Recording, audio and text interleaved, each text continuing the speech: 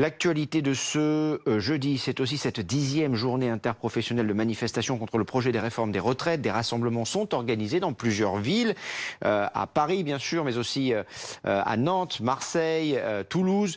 Rassemblement à Toulouse où Jean-Luc Mélenchon a prévu de manifester. En marge de la mobilisation, évidemment, la conférence de financement a débuté. Une réunion est d'ailleurs organisée ce matin. Bonjour Yves Verrier, merci d'être avec nous. Vous êtes secrétaire général du syndicat Force ouvrière. D'abord, les enjeux de la mobilisation du jour, quels sont-ils ? Ils sont de rappeler au gouvernement que décidément, nous ne voulons pas de ce projet de système universel de retraite par points parce que, il aboutira à dégrader les droits à la retraite, à rendre plus difficiles ces droits à la retraite, à les rendre incertains.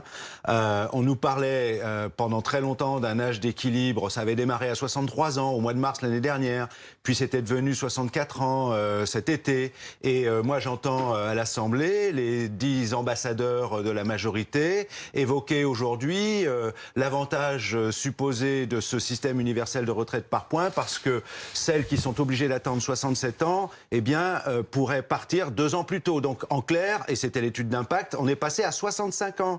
Donc il faut bien comprendre que l'objectif de ce système de retraite, il est de faire en sorte que demain, les gouvernements aient entre les mains les paramètres, que ce soit la valeur du point, le taux de rendement du point, ou maintenant les bornes d'âge d'équilibre, 65 ans apparemment, avec celui du malus. On pourra jouer sur le taux de malus, le taux de bonus, pour au final contraindre à ce qu'on soit obligé, quand on a encore du boulot, de travailler plus longtemps, jusqu'à 65 ans et plus. Et donc ça, nous pensons que c'est un recul en matière sociale, un recul majeur en matière de droit à la retraite, que c'est une erreur, y compris dans la façon de gérer les retraites demain. L'État aura entre les mains tout le volume des retraites dans sa globalité. On est en train d'étatiser le système de la sécurité sociale en matière de retraite. Ce sont nos cotisations. Et puisqu'on a une réunion sur la gouvernance aujourd'hui, c'est exactement ce que nous allons contester. La conférence de financement, justement, est-ce que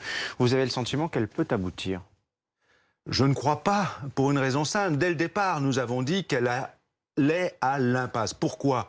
On est dans une configuration, on l'a dit, à peu près similaire à celle de l'assurance chômage.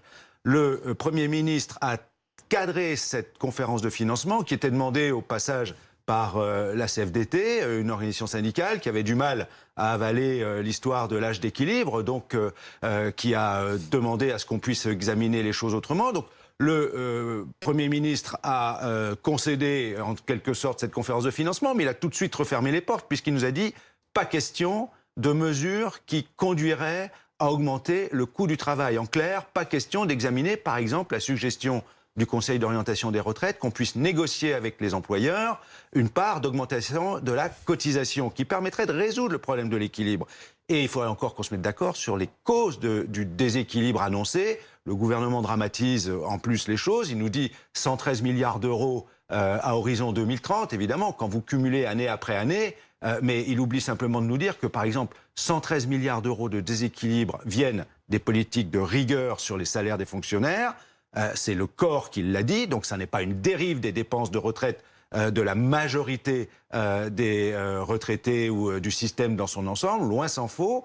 Et les 113 milliards d'euros sur 10 ans, il faudrait les ramener aux 140 milliards d'euros chaque année d'aide publique aux entreprises. Et nous estimons qu'on peut regarder cet aspect des choses et voir comment on redistribue, on réoriente une partie de ces aides pour qu'on puisse négocier la hausse des cotisations qui résoudrait le problème et, du coup, ne justifie en rien qu'on réforme un système qui fonctionne, qui est solidaire et qui garantit une retraite aujourd'hui à tout un chacun, même si on peut améliorer les choses et qu'on a fait beaucoup de propositions pour les améliorer. Une question simple, Yves Verrier. Hier, la CGT a menacé de quitter cette conférence de financement, jugeant le compromis impossible. C'est votre cas également.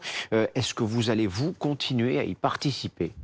Il est clair que, je l'avais dit, j'avais pris une image, le bateau de la conférence était confronté à des courants tellement contraires en son sein même, entre le MEDEF, telle ou telle organisation syndicale, y compris nous-mêmes, que je ne voyais pas que ce bateau-là arrive à bon port. Là, on voit qu'il est en train de prendre l'eau de toutes parts. Ceux qui cherchent à écoper n'y parviennent pas, on va au naufrage et en tout cas, nous, on ne se fera pas naufrager. Donc vous allez quitter cette conférence de financement ?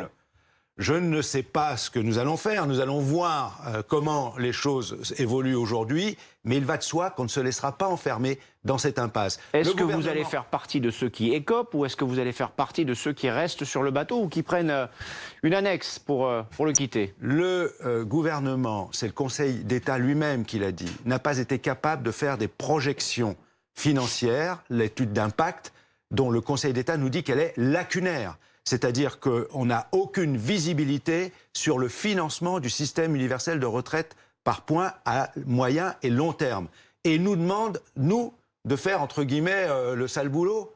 Eh bien, on ne va pas faire le sale boulot sur le dos des droits des salariés, que ce soit en termes de recul de l'âge de la retraite ou de détournement de fonds qui sont consacrés, par exemple, aux accidents du travail, aux maladies professionnelles, à l'assurance chômage, au logement, donc ou ce que encore l'on les réserves de comprend, c'est retraite que des salariés du régime général. si les choses n'évoluent pas, vous allez vous aussi quitter cette conférence de financement. La CGT propose une conférence alternative. Votre sentiment sur cette idée? La CGT ne propose pas cette discussion de l'intersyndicale. Oui. C'est une discussion... Oui, mais il faudrait aussi qu'on cesse claquer la porte si ça reste... La com, c'est pas ça qui est important. C'est le fond du sujet aujourd'hui, le système universel de retraite par points. Moi, j'entends les ambassadeurs à l'Assemblée en ce moment nous répéter à longueur de débat les mêmes formules qui ne sont jamais démontrées concrètement sur les supposés... Alors, une conférence alternative, bonne ou mauvaise idée? Conférence alternative, oui. Nous y travaillons ensemble. C'est l'intersyndicale qui est en train de la préparer. On a une réunion ce matin. Qu'est-ce qu'elle permettrait, cette conférence, que la conférence actuelle ne permet pas? Ce que l'on veut démontrer, c'est que ce que le gouvernement ressasse à travers des formules générales n'est jamais démontré concrètement et qu'on peut regarder le système de retraite autrement que comme un simple outil de gestion financière entre les mains du gouvernement. Nous, ce que nous voulons, c'est faire la démonstration que notre droit à la retraite, celui surtout des générations à venir, en réalité, de nos enfants, de nos petits-enfants, peut être préservé, que c'est un enjeu social, de vie en société. Ça, on l'a compris, majeur. Mais pourquoi ne pas le faire au sein de cette conférence? Pardon? On a compris quels sont vos objectifs, mais pourquoi ne pas le faire au sein de la conférence Parce qu'au sein de la conférence, la seule chose qu'on nous demande, c'est de justifier qu'il faudrait, in fine, parce qu'on ne trouverait pas de solution alternative, dans la mesure où le gouvernement a enfermé le cadre de cette conférence, eh bien qu'il n'y aurait pas d'autre solution que de reculer l'âge de la retraite avec un âge pivot qui ira à 65, 66, 67 ans et plus, on l'a compris cela, et par ailleurs nous demander de cautionner, dans le cadre de la gouvernance en question, la mise en place du système universel de retraite, dont on a expliqué précisément les raisons pour lesquelles il était dangereux en termes de droit à la retraite demain.